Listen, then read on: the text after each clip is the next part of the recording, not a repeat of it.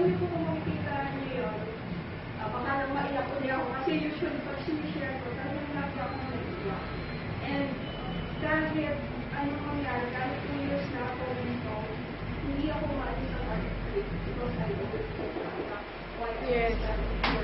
Yes! Kasi po, hindi ko malilimutan yung araw kasi talaga. Kasi pag ang scoliosis kasi, pag sumasakyan, walang na lang ligayan sa doon.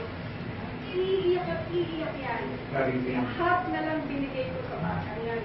Pero alam po niyo, hindi ko malilimutan yung ang hawak ko nga lang is for pain. Pero alam niyo po, looking back, kasi hindi ko alam na matutulog yung spine niya. Alam po niyo, binabalikan ko yung araw na talaga. Nasa church kami. Kasi pag nakaupo yun, nakaganda nakaupo. Sabi ko nga, hindi ka naman alam, ayaw niya na sumasakit. Pero hindi ko malilimutan yung araw na sa church. Wow, glory to God. Hindi ko po malilimutan na talaga. Siyempre, minsan, tinatamad na maglagay. Hindi po ba? So, may time hindi siya nakakapaglagay. 1 month, gano'n. Ang hindi ko malimutan na is that, sabi ng mami sumasakay. And kita ko, sa mismong likod niya, na parang although hindi ka tulad ng dati, na nakalagay na naka-SWS, medyo slight lang.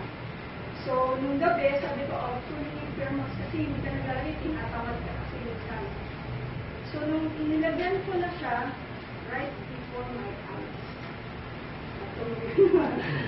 Right before my eyes, nung tumingin na siya.